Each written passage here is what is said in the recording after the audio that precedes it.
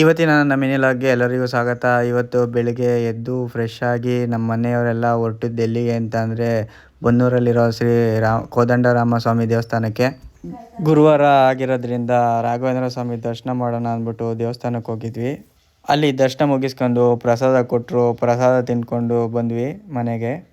ಅದಾದಮೇಲೆ ಎಲ್ಲಿ ಹೊರಟ್ವಿ ಅಂದರೆ ನಾನಿಬ್ಬರೂ ಮೈಸೂರಿಗೆ ಹೋಗಿದ್ವಿ. ಮೈಸೂರಿಗೆ ಏನಕ್ಕೆ ಹೋಗಿದ್ವಿ ಅಂತಂದರೆ ದಸರಾದ್ದು ಆನೆ ನೋಡೋಣ ಅಂದ್ಬಿಟ್ಟು ಹೋಗಿದ್ವಿ. ನಮ್ಮ ಸೀನಣ್ಣವರು ಫೋನ್ ಮಾಡಿದರು, ಪೊಲೀಸ್ ಸೀನಣ್ಣವರು.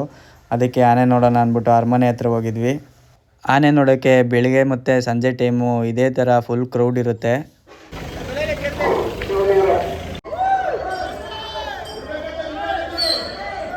ಅರ್ಜು ಬಾಯಿಚೆ ಹೋಗೋಣ.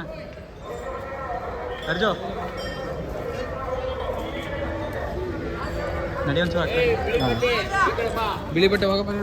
ಗೈಸ್, ಬಿಳಿ ಬಟ್ಟೆ ಹಾಕೊಂಡು ಆನೆ ಹತ್ರ ಹೋಗ್ಬಾರ್ದಂತೆ. ಏಕೆಂತಂದರೆ ಆನೆಗೆ ತುಂಬ ಕೋಪ ಬರುತ್ತಂತೆ ಬಿಳಿ ಬಟ್ಟೆ ಹಾಕೊಂಡ್ರೆ. ನನಗೂ ಗೊತ್ತಿರಲಿಲ್ಲ ಅಲ್ಲಂಗಂತ ಅಂದರು. ನಾನು ವೈಟ್ ಶರ್ಟ್ ಹಾಕೊಟ್ಟೋಗಿದ್ದೆ.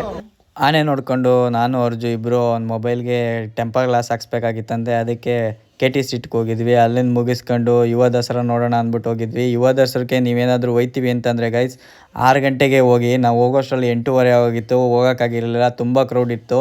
ಇನ್ನೊಂದು ದಿನ ಹೋಗ್ತೀವಿ ಯುವ ದಸರಕ್ಕೆ. ಇವತ್ತಿನ ಲಾಗ್ ಇಷ್ಟ ಆಗಿತ್ತು. ಮುಂದಿನ ಲಾಗಲ್ಲಿ ಸಿಗೋಣ. ಯೂಟ್ಯೂಬಲ್ಲಿ ಸಬ್ಸ್ಕ್ರೈಬ್ ಮಾಡಿ, ಇನ್ಸ್ಟಾದಲ್ಲಿ ಫಾಲೋ ಮಾಡಿ. Bye guys.